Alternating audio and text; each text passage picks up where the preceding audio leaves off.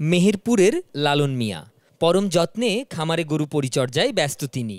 ভালো খাবারের পাশাপাশি কমতি রাখছেন না গোসলসহ অন্যান্য যত্ন আত্মিতে। কারণ কদিন বাদেই কোরবানির হাটে তোলা হবে এসব পশু। কোনো ওষুধ ব্যবহার করিনি আমরা ফার্মে। আমরা ঘাস বিচুলি দানা খাদ্য খাবার এইগুলো খাওয়ানো হয়েছে। মেহেরপুর জেলা প্রাণী সম্পদ বিভাগের তথ্য বলছে, এবছর কোরবানির ঈদ ঘিরে জেলায় প্রস্তুত করা হয়েছে 1,90,520টি পশু। এর মধ্যে ব্ল্যাক বেঙ্গল ও যমুনাপাড়ি সহ বিভিন্ন জাতের ছাগল ও ভেড়া রয়েছে 1,28,080টি এবং গরু 59,220টি। মহিষ রয়েছে প্রায় 4,000। এই গরুর যদি দাম না থাকে কোরবানির সিজনে, তাহলে ধরেন খামারিদের বড় আকারে লস হবে। এখন যত্নটা বেশি, এখন গরমের সময় এখন যত্নটা ফ্যান চালু করতে হয়, ফ্যান সারাদিন চলে।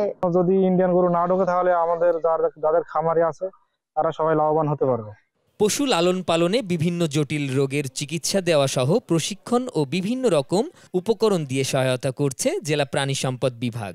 আমরা বিভিন্ন খামার পরিদর্শন করি, সেখানে কোনো পরামর্শ থাকলে সেগুলো প্রদান করি এবং ফ্রি কৃমিনাশক প্রদান করা হয়। এছাড়া গ্রামে গ্রামে ফ্রি ভেটেরিনারি মেডিকেল ক্যাম্পের মাধ্যমে কৃমিনাশক এবং ভিটামিন প্রদান করা হয়। উৎপাদন বাড়ানোর জন্য আমরা প্রতিনিয়তই চেষ্টা করতেছি এবং আমাদের অধিদপ্তর থেকে বিভিন্ন প্রকল্প নেওয়া হয়েছে। বিভিন্নভাবে তাদেরকে প্রশিক্ষণ দেওয়া হয়, তাদেরকে বিভিন্ন উপকরণ সহায়তাও দেওয়া হয়, তাদেরকে ঘাস চাষ সম্পর্কে উদ্বুদ্ধ করা হয়।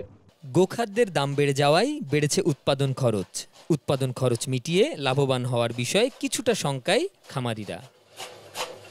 মীর শিশির, দেশ টিভি, মেহেরপুর।